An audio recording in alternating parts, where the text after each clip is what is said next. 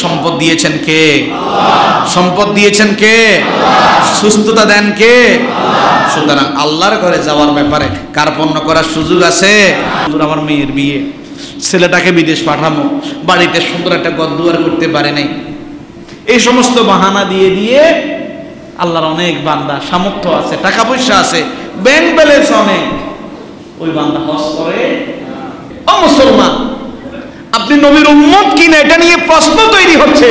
আপনি ইহুদি না নাসারা? নবীজি বলছেন আমার খোঁজ নেওয়ার খবর নেওয়ার প্রয়োজন নাই। তাহলে আপনি সমর্থ হয়েছে, আপনাকে অবশ্যই অবশ্যই হজ করা লাগবে।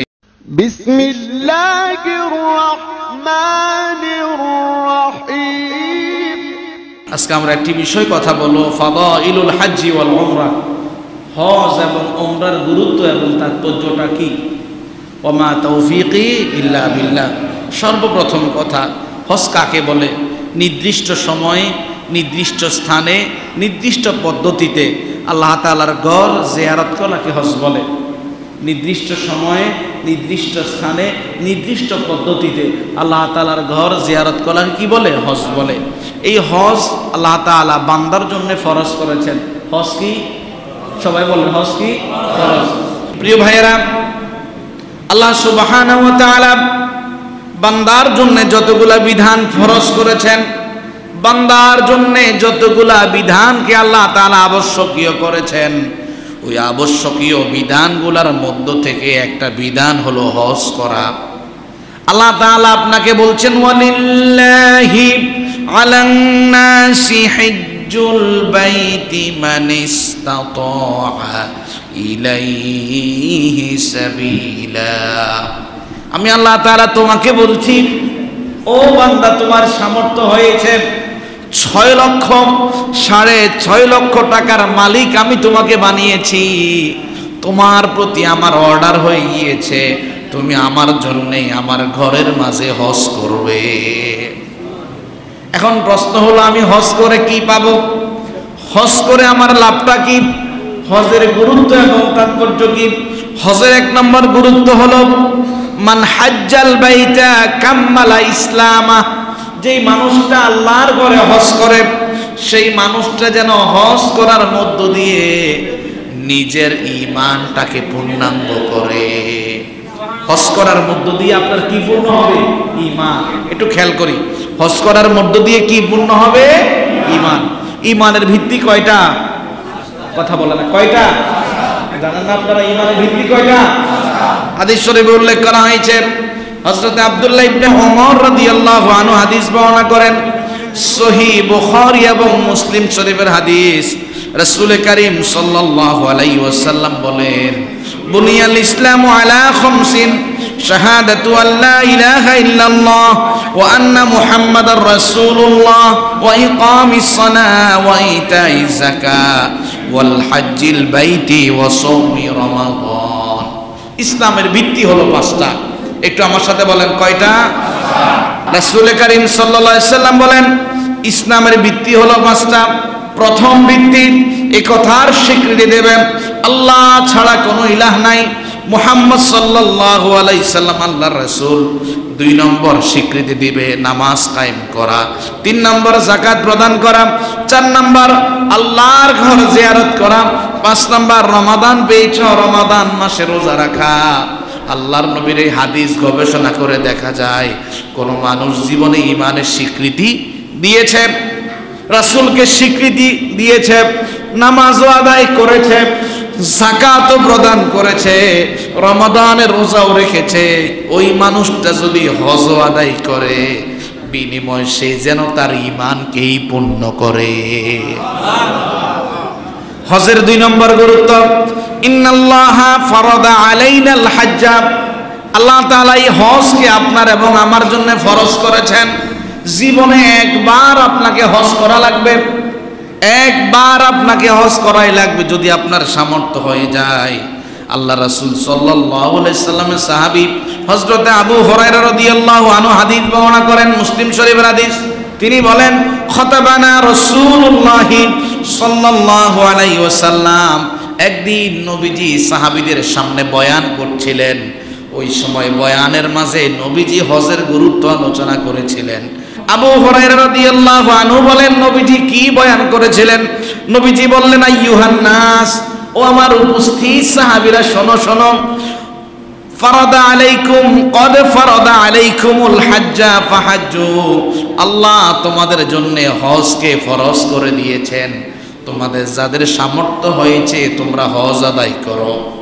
নবীজি সাহাবীদের সামনে যখন এই বয়ান করলেন, একজন সাহাবী জানতে চাইলেন, আকুল্লু আমিন ইয়া রাসূলুল্লাহ, নবীজি হজ কি প্রতি বছরে করা লাগবে কিনা? নবীজি ফাসাকাতা, নীরব রইলেন।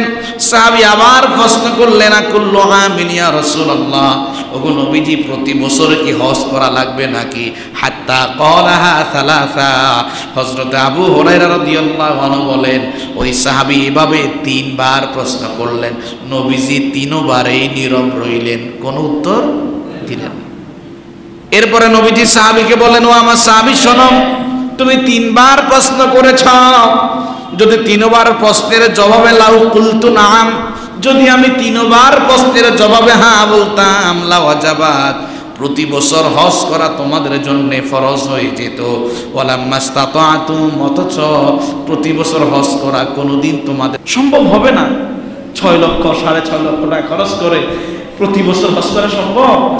আরে ভাই, সম্ভব হলেও তো অনেকে হজ করে না। 6.5 লক্ষ টাকা থাকার পরে, হুজুর আমার মেয়ের বিয়ে, ছেলেটাকে বিদেশ পাঠাবো, বাড়িতে সুন্দর একটা ঘরদুয়ার করতে পারে নাই, এই সমস্ত বাহানা দিয়ে দিয়ে আল্লাহর অনেক বান্দা সামর্থ্য আছে, টাকা পয়সা আছে, ব্যাংক ব্যালেন্স অনেক, ওই বান্দা হজ করে। তাহলে প্রতি বছর হজ করবে এরকম বান্দা কি খুঁজে পাওয়া যাবে? এই জন্য হজ জীবনে একবার হলেও ফরজ। প্রিয় ভাইরা, হজের 3 নম্বর গুরুত্ব হলো, হজ যখন ফরজ হয়ে যাবে বিলম্ব করার কোনো সুযোগ নাই, আপনাকে হজ আদায় করে নিতে হবে। ও ভাই, আগামী বছর আপনি সুস্থ থাকবেন কিনা এটা নিশ্চয়তা আছে? আপনি আল্লাহর পক্ষ থেকে তৌফিক পাওয়ার পরে যদি সাথে সাথে হজ না করেন, যদি পরে করতে না পারেন, আপনি আল্লাহর কাছে কত বড় হতভাগা হবেন। হাদিস শরীফে উল্লেখ করা হয়েছে, রাসূল কারীম সাল্লাল্লাহু আলাইহি সাল্লাম বলেন, খুব মনোযোগ, ও ভাই, আল্লাহ আপনাকে সম্পদ দিয়েছেন, টাকা দিয়েছেন, পয়সা দিয়েছেন, এটা আপনার অর্জন না, আপনার আল্লাহর দয়া। কার দয়া? সম্পদ কি আপনার? সম্পদ আপনার? একটা অ্যাক্সিডেন্ট দিলে সম্পদ এটা থাকবে? আর সম্পদ কার দেয়া নেয়ামত? আল্লাহ।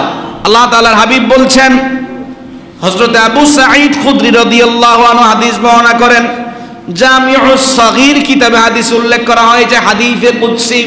রাসূল কারীম সাল্লাল্লাহু আলাইহি সাল্লাম বলেন, ইন্না আবদান আসহাহতু লাহু জিসমা, আল্লাহ বলছেন, কে বলছেন? আল্লাহ বলছেন, ইন্না আবদান আসহাহতু লাহু জিসমা, আমি আমার কোন বান্দাকে শারীরিক সুস্থতা দিলাম, আমার বান্দার শরীরের মাঝে আমি কোনো রোগ দেই নাই, আমার বান্দাকে আমি সুস্থতা একটা দেহ দান করলাম। ওয়া ওয়াসাআতু আলাইহি ফি মাঈশাতি, এবং তাকে আর্থিকভাবে আমি তাকে সচ্ছল করলাম। খেয়াল করিয়েন, একটু বুঝিয়েন, নিজের সাথে মিলাইয়েন। আল্লাহ বলতেছেন, আমি আমার বান্দাকে শারীরিক সুস্থতা দিলাম, অর্থনৈতিক প্রাচুর্যতা দিলাম, তার মাঝে কোনো অভাব নাই, তার শরীরের মাঝে কোনো রোগ নাই, আমি আল্লাহ তাআলা তাকে সম্পদ দিয়েও ভরপুর করেছি, সুস্থতা নামক নিয়ামত দিয়েও সুস্থতার মাঝে রেখেছি। ফামাদা আলাইহি খামসা, এভাবে সুস্থতা এবং ধনাঢ্যতা অবস্থায় তার 5টা বছর চলে গেল। কয় বছর? 5টা বছর চলে গেল। সে সুস্থতার অর্থ সম্পদ আছে, তারপরেও সে আমার ঘরে হজ করে না, আমার ঘরে যায় না, আমার ঘরের জিয়ারতে আসে না। রাসূল কারীম সাল্লাল্লাহু আলাইহি সাল্লাম বলেন, লা মাহরুম, এক পর্যায়ে ওই বান্দা আল্লাহর ঘর জিয়ারত থেকে যখন বঞ্চিত হয়ে গেল, সে যেন ঘর জিয়ারত থেকে বঞ্চিত হয় নাই, সে যেন আল্লাহর দয়া থেকে বঞ্চিত হয়ে গেল। তাহলে আপনাকে সুস্থতা দেন কে? বলেন, সুস্থতা দেন কে? একজন বিসিএস ক্যাডার, 41তম বিসিএস এ চাকরি হয়েছে, 40তম বিসিএস ও চাকরি হয়েছে, শরীর নামক নিয়ামতে রোগ ঢুকে গিয়েছে, আপনার মূল্য আছে? আপনি অফিস ডিউটি না করতে না পারলে সরকার আপনাকে বেতন দিবে? তাহলে এই সুস্থতা কার নিয়ামত? আল্লাহ বলতেছেন আমি আমার বান্দাকে সুস্থতা নিয়ামত দিলাম, অর্থনৈতিক প্রাচুর্যতাও দিলাম। এই বান্দা এই বছর হজ করবে কিন্তু করে না, আবার বাহানা তৈরি করে দ্বিতীয় বছর হজ করার সুযোগ আসে, এই বান্দা হজ করে না, বাহানা তৈরি করে। এভাবে করতে করতে 5টা বছর চলে গেল, সে হজ করতে পারলো না। আমি আল্লাহ বলছি সে হজ করলো না, শুধু সে আমার রহমত থেকেই বঞ্চিত হয়ে গেল। অন্য হাদিসে উল্লেখ করা হয়েছে, রাসূল কারীম সাল্লাল্লাহু আলাইহি সাল্লাম বলেন, তিরমিজি শরীফের হাদিস, মান মালাকা যাদান ওয়া রাহিলাতান তুবাল্লিগুহু ইলা বাইতিল্লাহ ওয়া লাম ইয়াহুজ্জা ফালা আলাইহি আন ইয়ামুতা ইয়াহুদিয়ান আও নাসরানিয়া। আল্লাহ তাআলা কোন মানুষকে তৌফিক দিয়েছে আল্লাহর ঘর জিয়ারত করার মতো। খেয়াল করিয়েন, মান মালাকা যাদান ওয়া রাহিলা, আল্লাহর ঘরে যাওয়ার মতো আল্লাহ তৌফিক দিয়েছে, সম্পদ দিয়েছে, টাকা দিয়েছে, পয়সা দিয়েছে, কিন্তু এই বান্দা আল্লাহর ঘর জিয়ারত করার জন্য যায় না। আল্লাহর হাবিব সাল্লাল্লাহু আলাইহি সাল্লাম বলেন, ওই ব্যক্তি এরকম অবস্থা করতে করতে একদিন মারা গেল। আমি নবী চিন্তাও করি না, তার ব্যাপারে আমি মনেও কোনো প্রশ্ন আনি না, সে ইহুদি হয়ে মারা গেল না নাসারা হয়ে মারা গেল। আপনার নবীর উম্মতের মাঝে থাকা নিয়ে প্রশ্ন এসেছে। ও মুসলমান, আপনি নবীর উম্মত কিনা এটা নিয়ে প্রশ্ন তৈরি হচ্ছে, আপনি ইহুদি না নাসারা। নবীজি বলছেন আমার খোঁজ নেওয়ার খবর নেওয়ার প্রয়োজন নাই। তাহলে আপনি সমর্থ হয়েছে, আপনাকে অবশ্যই হজ করা লাগবে। অন্য হাদিসে উল্লেখ করা হয়েছে, আব্দুল্লাহ ইবনে আব্বাস রাদিয়াল্লাহু আনহু হাদিস বর্ণনা করেন, ইবনে মাজার হাদিস, রাসূল কারীম সাল্লাল্লাহু আলাইহি সাল্লাম বলেন, মান আরাদাল হাজ্জা ফালিয়াতাআজ্জাল। ও আমার উম্মত, তুমি যদি হজ করার ইচ্ছা পোষণ করো, তুমি আর দেরি করো না, তাড়াতাড়ি করো। পরের বছর করবা, তার পরের বছর করবা, মেয়েটা বিয়ে দিই তারপরে করব, ছেলেটা বিদেশ পাঠাই তারপরে করব, একটা গদ্দুয়ার করি তারপরে করব, না না এমন করো না। মান আরাদাল হাজ্জা ফালিয়াতাআজ্জাল, তোমার হজ করার ইচ্ছা হয়েছে, আর দেরি করো না, হজের যাবতীয় সমগ্র কাজ তুমি সম্পন্ন করে নাও। ফা ইন্নাহু ক্বাদ ইয়ামরাদুল মারিদ, ও উম্মত তুমি তো জানো না কিছুক্ষণ পরেই তুমি অসুস্থ তো হয়ে যেতে পারো।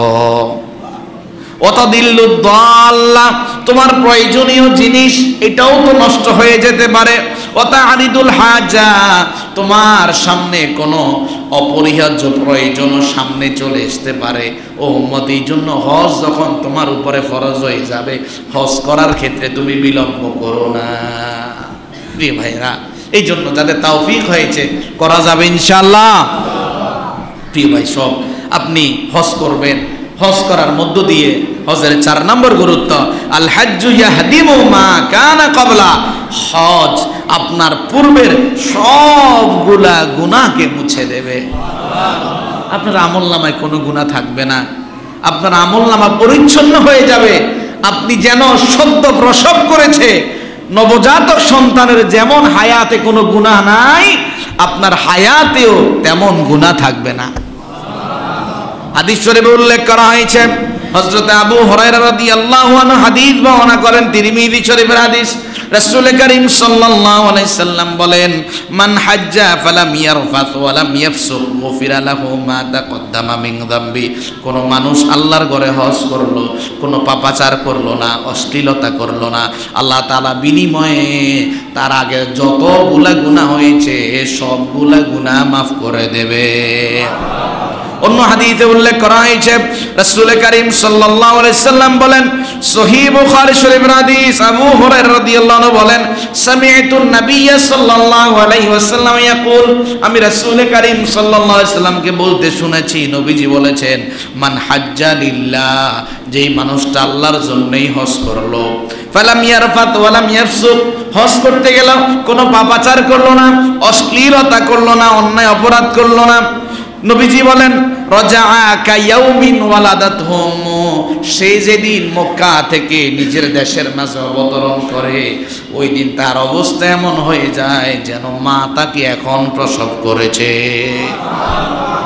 প্রিয় ভাইজান, রাসূল কারীম সাল্লাল্লাহু আলাইহি ওয়াসাল্লাম একজন সাহাবী ছিলেন, হযরত আমর ইবনে আস রাদিয়াল্লাহু আনহু, তিনি বলেন, তিনি নিজেই হাদিস বর্ণনা করছেন। সহিহ ইবনে খুজাইমার মাঝে হাদিসটি উল্লেখ করা হয়েছে। আমর ইবনে আস রাদিয়াল্লাহু আনহু বলেন, আমি আমর ইবনে আসের দিলের মাঝে ঈমান আনবো এই আকাঙ্ক্ষা তৈরি হলো। আমি আমার দিল থেকে ঈমান আনবো। নবী মুহাম্মদের কাছে গেলাম। নবী মুহাম্মদুর রাসূলুল্লাহর কাছে গিয়ে বললাম, ইয়া রাসূলুল্লাহ, আপনার দুইটা হাত বাড়িয়ে দিন, আমিও দুইটা হাত বাড়িয়ে দেব, আপনি আমাকে কালিমা পড়ে মুসলমান বানিয়ে দিন। আমর ইবনে আস রাদিয়াল্লাহু আনহু বলেন, যখন আমি নবীজির সামনে গেলাম, একই কথা নবীজিকে বললাম, মনের কথা। নবীজি হাত বাড়ালেন, আমি হাত বাড়িয়ে আবার পিছনের দিকে টেনে নিয়ে আসলাম। নবীজি আমাকে বললেন, হে আমর ইবনে আস, কি হলো তোমার? তুমি না ঈমান আনয়ন করবে, কেন ঈমান থেকে দূরে সরে যাচ্ছ? আমর ইবনে আস বলেন, ইয়া রাসূলুল্লাহ, আমার কিছু প্রশ্ন আছে, আমি প্রশ্নগুলো জানতে চাই। ঈমান আনয়নের কারণে আমার জীবনের গুনাহগুলো মাফ হবে কিনা জানতে চাই। জাহিলি যুগে আমার অনেকগুলা গুনাহ হয়েছে। নবীজি আমর ইবনে আসের প্রশ্নের জবাবে বললেন, ইয়া আমার, ও আমার কলিজার টুকরা সাহাবী আমর, শোনো, আমা আলিমতা আন্নাল ইসলাম ইয়াহদিমু মা কানা ক্বাবলা, ঈমান আনয়নের সাথে সাথে তোমার পূর্বের সবগুলা গুনাহ মাফ হয়ে যাবে। ও আন্নাল হিজরাতা তাহদিমু মা কানা ক্বাবলা, আল্লাহর জন্য হিজরত করার সাথে সাথে পূর্বের সবগুলা গুনাহ মাফ হয়ে যাবে। ও আন্নাল হাজ্জা ইয়াহদিমু মা কানা ক্বাবলা, হজ করার বিনিময়ে আল্লাহ তোমার পূর্বের সবগুলা গুনাহ মাফ করে দেবে। ও আল্লাহর ঘরের মেহমান, ও আমার প্রিয় ভাইয়েরা, যারা আল্লাহর ঘরের মেহমান হবেন, একটু হাদিসটার দিকে খেয়াল করেন, বুঝেন। আমর ইবনে আসের মতো নতুন করে আপনি আব্দুর রহিম ঈমান আনার সুযোগ, কথা কয় না, আছে? আমর ইবনে আসের মতো নতুন করে ঈমান আনার আপনার সুযোগ নাই। আমর ইবনে আসের মতে নতুন করে মদিনায় হিজরত করার আপনার সুযোগ নাই। কিন্তু একটা সুযোগ আপনার সামনে এখনো আছে, আল্লাহর ঘরে হজ করার বিনিময়ে আল্লাহ আপনার পূর্বের সবগুলা গুনাহ মাফ করে দেবে। হজের 5 নাম্বার ফজিলত, আল হাজ্জুল মাবরুর জাযাউহু ইল্লাল জান্নাহ। কোন মানুষের হজ যদি আল্লাহর কাছে কবুল হয়ে যায়, হজ যদি আল্লাহর কাছে কবুল করাইয়া আসতে পারেন, আল্লাহর নবী বলেন বিনিময়ে আল্লাহ তোমাকে জান্নাতের মেহমান বানাবে। হাদিস শরীফে উল্লেখ করা হয়েছে, হযরতে আবু হুরায়রা রাদিয়াল্লাহু আনহু হাদিস বর্ণনা করেন, সহিহ বুখারী শরীফের হাদিস। তিনি বলেন, রাসূল করিম সাল্লাল্লাহু আলাইহি সাল্লাম বলেন, আল উমরাতু ইলাল উমরা কাফারাতুল লিমা বাইনাহুমা। কোন মানুষ যদি উমরা করে, এই বছর উমরা করলো, আবার 5 বছর পরে আরেকটা উমরা করতে গেল, এরকম মানুষ আছে না নাই? আল্লাহর নবী বলেন, ওই উমরা থেকে শুরু করে 5 বছর পরে যে উমরাটা করলো, তার দ্বিতীয় উমরাটা মধ্যবর্তী সমগ্র গুনাহের কাফারা হয়ে গেল। নবীজি বলেন, ওয়াল হাজ্জুল মাবরুর লাইসা লাহু জাযাউন ইল্লাল জান্নাহ। কোন মানুষ যদি তার হজকে আল্লাহর কাছে কবুল করায় আসতে পারে, এর বিনিময় শুধুমাত্র একটা, আল্লাহ তাআলা তাকে জান্নাতের মেহমান বানাবে। প্রিয় ভাইরা, শুধু তাই নয়, শুধু তাই নয়, আল্লাহ তাআলার কাছে এই হজটা, আল্লাহ তাআলার কাছে এই হজটা জিহাদের সমতুল্য একটা ইবাদত। কিসের সমতুল্য? জিহাদের ময়দানে গেলে জীবন যাওয়ার ঝুঁকি আছে, জিহাদের ময়দানে গেলে হাত চলে যাওয়ার ঝুঁকি আছে, গর্দান উড়িয়ে যাওয়ার ঝুঁকি আছে। কিন্তু আপনি জিহাদ করতে গেলে যেই সওয়াব পাবেন, আপনি হজ করার দ্বারা জিহাদের সমপরিমাণ সওয়াবের মালিক হয়ে যাবেন। হাদিস শরীফে উল্লেখ করা হয়েছে, মা আয়েশা সিদ্দিকা রাদিয়াল্লাহু আনহা হাদিস বর্ণনা করেছেন। তিনি বলেন, সহিহ বুখারী শরীফের হাদিস, আমি একদিন রাসূলকে বললাম, ইয়া রাসূলুল্লাহ, নারাল জিহাদু আফদালুল আ'মাল। আমি দেখতে পাচ্ছি জিহাদ আল্লাহর কাছে অনেক সম্মানী একটা ইবাদত। জিহাদ করার মধ্য দিয়ে শহীদ হলে সে জান্নাতি হয়ে যায়, কিংবা যুদ্ধের ময়দানে আহত হয়ে বিছানায় পড়ে মারা গেলেও সে জান্নাতি হয়ে যায়। ওগো নবীজি, অথচ আমাদেরকে জিহাদ করার অনুমতি দেওয়া হচ্ছে না। খেয়াল করেন, রাসূল করিম সাল্লাল্লাহু আলাইহি সাল্লাম মা আয়েশা সিদ্দিকা রাদিয়াল্লাহু আনহাকে বলেন, আয়েশা শোনো, ওয়ালাকিন আফদালুল জিহাদি হাজ্জুল মাবরুর, তোমরা যদি হজ করতে গিয়ে আল্লাহর কাছে হজটাকে কবুল করাতে পারো, এটা আল্লাহর কাছে জিহাদের সমতুল্য সওয়াব। তাহলে প্রিয় ভাইয়েরা, আমাদেরকে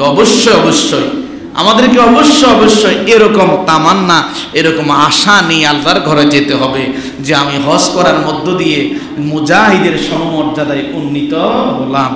হজের 6 নম্বর গুরুত্ব হলো আল হুজ্জাজ ওয়াল উম্মার ওয়াফদুল্লাহ, যারা হজ কিংবা উমরা করতে যায় তারা আল্লাহর মেহমান হিসাবে যায়। সুবহানাল্লাহ বলবেন না? বাড়ি যাই বলিয়েন, কি বলেন যে হুজুর মানুষের বাড়িতে দাওয়াত খাইতে গেলে সিরিয়াল ধরে দাঁড়ায় থাকা লাগে, অনেক সময় চেয়ার নিয়ে টানাটানি হয়, তরকারি এক পদ দিলে আরেক পদ পাওয়াও যায় না। দুনিয়ার মেহমানের অবস্থা এমন, আল্লাহর জান্নাতের মেহমান হলে অবস্থান কেমন হবে বলেন? শুধু মনে চাইবে সামনে খাবার হাজির হয়ে যাবে, শুধু মনে চাইবে কামনা করবেন সামনে খাবার হাজির হয়ে যাবে। তাহলে আমরা যদি আল্লাহর মেহমান হতে পারেন, আপনার মর্যাদা কেমন ভাইজান? শুনেন, আপনার মর্যাদা এমন, আপনি আল্লাহর মেহমান হয়ে গেলেন, আপনি নিজে আল্লাহর কাছে যা চাইলেন আল্লাহ তো তা দিবেই, আপনি যার জন্য চাইবেন তাকেও দেওয়া হবে। আপনি নিজে আল্লাহর কাছে মাফ চাইলে আল্লাহ তো আপনাকে মাফ করবেই, আপনি যার জন্য আল্লাহর কাছে মাফ চাইবেন তাকেও মাফ করে দেওয়া হবে। সম্মান কম না বেশি? হাদিস শরীফে উল্লেখ করা হয়েছে, রাসূল করিম সাল্লাল্লাহু আলাইহি সাল্লাম বলেন, হযরতে আবু হুরায়রা রাদিয়াল্লাহু আনহু হাদিস বর্ণনা করেন, ইবনে মাজার হাদিস, আল হুজ্জাজু ওয়াল উম্মারু ওয়াফদুল্লাহ, যারা হজ করতে যায় কিংবা উমরা করতে যায়, নবীজি বলেন তারা হলো আল্লাহর মেহমান। ইন দাউহু আজাবাহুম, তারা যখন আল্লাহর কাছে কোনো প্রার্থনা করে ওই প্রার্থনা আল্লাহ তাআলা সাথে সাথে কবুল করে নেয়। ওয়া ইন ইস্তাগফারুহু গফারা লাকুম, তারা যখন আল্লাহর কাছে ক্ষমা চায় আল্লাহ তাআলা তাদেরকেও ক্ষমা করে দেয়। অন্য হাদিসে উল্লেখ করা হয়েছে, হযরত ওমর ইবনে খাত্তাব রাদিয়াল্লাহু আনহু হাদিস বর্ণনা করেন, তিরমিজি আবু দাউদ শরীফের হাদিস। ওমর ইবনে খাত্তাব রাদিয়াল্লাহু আনহু বলেন, একদিন আমি উমরা করার মনস্থ করলাম, আমি রাসূলের কাছে গিয়ে অনুমতি চাইলাম, ইয়া রাসূলুল্লাহ আমি ওমর উমরা করব, একটু আমাকে অনুমতি দিন। নবীজি আমি ওমরকে উমরা করার অনুমতি দিলেন। যখন আমি চলে যাব, নবীজি আমাকে বললেন, ওমর লা তানসানা ইয়া আখি মিন দুআইক, ও আমার প্রিয় ভাই ওমর শোনো, উমরা করতে গিয়ে যখন তুমি দোয়া করবে, তোমার দোয়ার মাঝে আমি মুহাম্মাদুর রাসূলুল্লাহর জন্য দোয়া করা তুমি ভুলে যেও না। তুমি যখন দোয়া করবে ওই দোয়ার মাঝে মুহাম্মাদুর রাসূলুল্লাহর জন্য একটু দোয়া কইরো, আমি মুহাম্মাদের জন্য দোয়া করতে ভুলে যেও না। হযরত ওমর ইবনে খাত্তাব রাদিয়াল্লাহু আনহু রাসূলকে বললেন, ইয়া রাসূলুল্লাহ আমি ওমর কোনোদিন ওমর হতাম না যদি আপনি না হতেন। ইয়া রাসূলুল্লাহ আমি আপনার কারণেই হেদায়েত পেয়েছি, আমি কি করে দোয়ার মাঝে আপনাকে ভুলে যাব? হযরত ওমর ইবনে খাত্তাব রাদিয়াল্লাহু আনহু বলেন, কালিমাতান মা ইউসিরুনি আন্নালি বিহাদ দুনিয়া, আল্লাহর নবী আমাকে যেই কথাটুকু বলেছেন, ওমর দোয়ার মাঝে আমার জন্য একটু দোয়া কইরো, দুনিয়ার সব জিনিস পেলে আমি যত না ক্ষতি হতাম, দুনিয়ার সব জিনিস ফেলে যত না খুশি হতাম, নবীজির এই কথায় আমি তার চাইতে বেশি খুশি হতাম। আমার কাছে এত ভালো লেগেছে। এই জন্য ভাই যারা হজ করতে যাবে, উমরা করতে যাবে, তাদের কাছে একটা জিনিস চাইবেন, ভাই আমার জন্য একটু দোয়া কইরেন, আমার জন্য কি কইরেন? দোয়া কইরেন। গত কয়েকদিন আগে রমজান মাসে একজন উমরাকারী উমরা করে এসেছেন, উনি বললেন কাবা শরীফের সামনে দাঁড়িয়ে আমি আমার যেই নিয়ত বুকের মাঝে লালন করে চোখের পানি ছেড়ে দোয়া করেছি, দোয়া শেষ হওয়ার পরে আমার বাড়ি থেকে আমার কাছে ফোন এসেছে, যে কাজের সমস্যার জন্য দোয়া করা হয়েছে ওই সমস্যার সমাধান হয়ে গিয়েছে। এই জন্য প্রিয় ভাই দোয়া করা যাবে তো ইনশাআল্লাহ। ও ভাই অনেকেই কার্পণ্য করেন, হুজুর 6.5 লক্ষ টাকা খরচ করে যাব, এত টাকা কি করে? টাকার প্রতি একটা মায়া আছে না ভাই?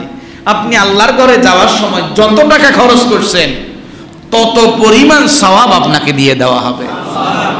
হাদিস শরীফে উল্লেখ করা হয়েছে, মা আয়েশা সিদ্দিকা রাদিয়াল্লাহু আনহা হাদিস বর্ণনা করেন, মুসলিম শরীফের হাদিস। তিনি বলেন, ইয়া রাসূলুল্লাহ ইয়াসদুরুন নাসু বিনুসুকাইনি ও রাসূল, সমগ্র মানুষেরা হজ এবং উমরা দুটাই করে দুটার সওয়াব পেয়ে গেল, অথচ আমি একটা করে একটার সওয়াব পেলাম। এই হাদিসের একটা প্রেক্ষাপট আছে। মা আয়েশা রাদিয়াল্লাহু আনহা রাসূলের সাথে হজ করতে গেলেন। খেয়াল রাখেন, হজ ফরজ হয়েছে নবম হিজরিতে। যেই বছরে হজ ফরজ হয়েছে নবীজি ওই বছরে হজ করেছেন। মা আয়েশা ও রাসূলের সাথে হজ করার জন্য গেলেন। হজ সমাপন করার পরে মা আয়েশার মাসিক শুরু হয়ে গিয়েছে, উমরা করতে পারে নাই।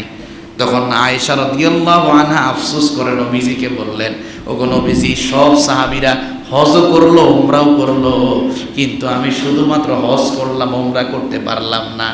নবীজি আয়েশাকে বলেন, আয়েশা, তুমি অমুক জায়গা থেকে আবার নতুন করে ইহরাম করে উমরার নিয়ত করে উমরা করে আইসো। নবীজি এরপর আয়েশাকে বললেন, তুমি যখন আল্লাহর ঘরে গিয়ে হজ করতে গিয়ে পরিশ্রম করলে, শ্রম দিলে, মিনা আরাফা মুজদালিফায় পায়ে হেঁটে হেঁটে গেলে, উত্তপ্ত রোদের মাঝে তুমি অবস্থান করলে, কত কষ্ট হলো তোমার। 6 লক্ষ 6.5 লক্ষ টাকা খরচ করলে। ও আয়েশা শোনো, আমার উম্মতদের জন্য এলান হলো, যত কষ্ট সে করলো, যতগুলা টাকা পয়সা সে খরচ করলো, আল্লাহ সবগুলার পরিমাণ সওয়াব তার আমল নামায় দিয়ে দিল। না সবাক, তুমি যতটুকু খরচ করলে, নাফাকা তুমি যতটুকু ব্যয় করলে, সবগুলার খরচের সওয়াব আল্লাহ তোমার আমল নামায় দিয়ে দিবে। আবার বলি, সম্পদ দিয়েছেন কে? সম্পদ দিয়েছেন কে? সুস্থতা দেন কে? সুতরাং আল্লাহর ঘরে যাওয়ার ব্যাপারে কার্পণ্য করার সুযোগ আছে?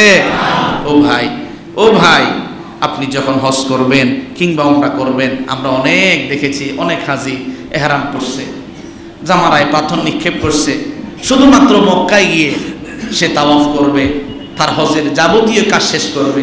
এরই মাঝে দেখা যায় ইহরাম পরা অবস্থায় আল্লাহর বান্দা মৃত্যুবরণ করে। অনেক মানুষ হজে মারা যায়।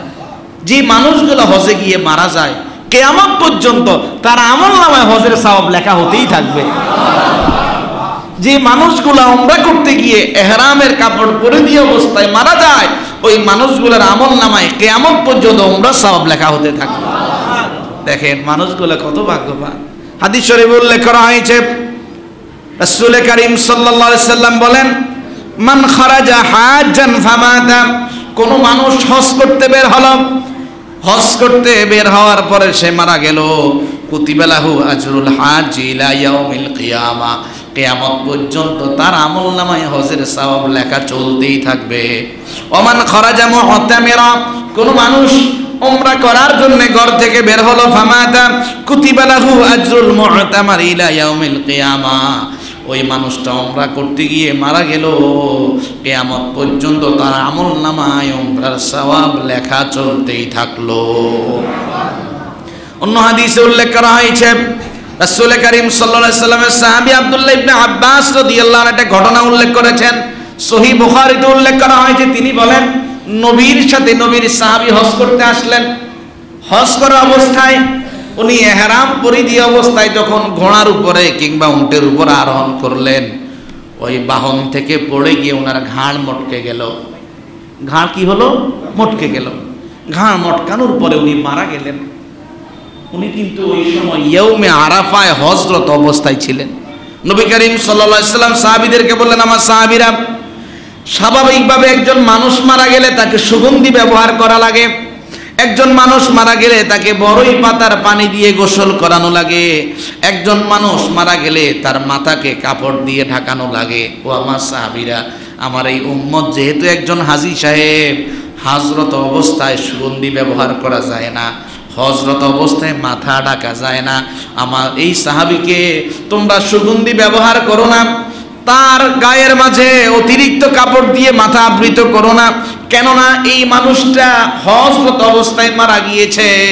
এই মানুষটা কিয়ামতের ময়দানে যখন উঠবে, আজকে লাব্বাইক লাব্বাইক বলে আকাশ বাতাস মুখরিত করলো, কিয়ামতের ময়দানে উঠেও সে লাব্বাইক লাব্বাইক বলে মুখরিত করবে।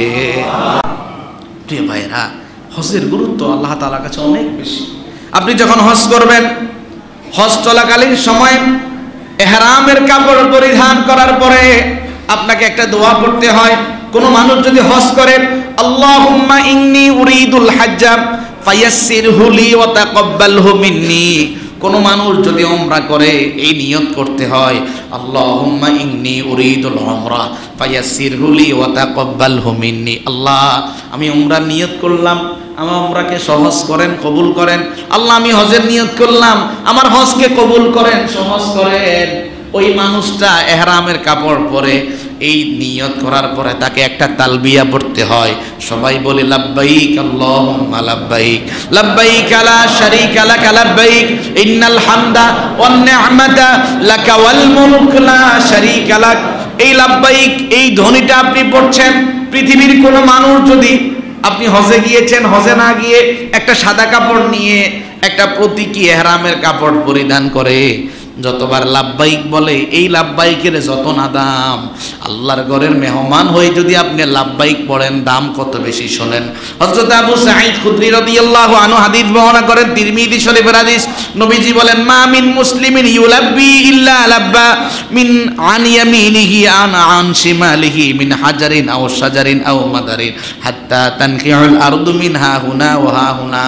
কোন মুসলমান যদি ইহরামের কাপড় পরিধান করে, তালবিয়া পড়ে, ওই মানুষটা তালবিয়া পড়ার সাথে সাথে তার ডানে এবং বামে, সামনে এবং পিছনে যত বৃক্ষ, যত তরুলতা, যত পাথর, যত মাটি অবস্থান করে, সবগুলা তার তালবিয়া শোনে এবং সমগ্র সৃষ্টিকুল তার সাথে সাথে তালবিয়া পড়তে থাকে।